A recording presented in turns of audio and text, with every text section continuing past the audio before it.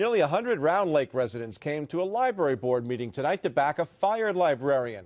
Theresa Marshall was let go after she closed the village library early because of a tornado warning late last month.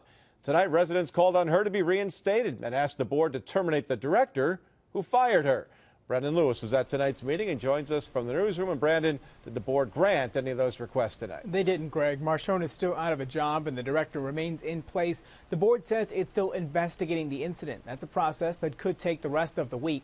Tonight, residents packed the village's community room to voice their disappointment with the decision. I hope that we make the right decision to reinstate Theresa.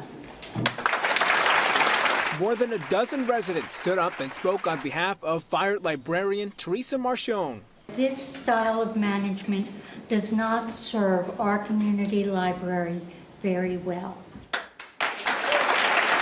Marchione closed the village library 40 minutes early on May 31st after a tornado alert was issued, but didn't get permission. Shortly after, she was fired by library director Carol Sheffer.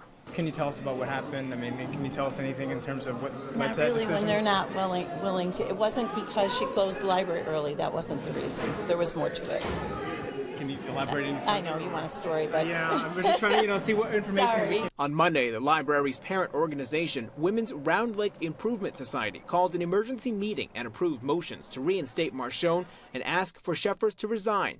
Neither would be considered by the board until an investigation was completed later this week. She's very hurt. She's very hurt by the matter. She's very appreciative of all the community support. A lot of things came up about the pride of being a Round Laker. She's overwhelmed with the community support.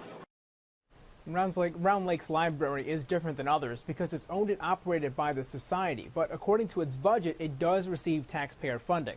Now, the results of this investigation are expected for next week's society meeting, but a second emergency meeting may happen before then to discuss the lack of action at tonight's library board discussion. The library board president declined to comment before they went into executive session. Live in the newsroom, Brandon Lewis, CBS 6 News.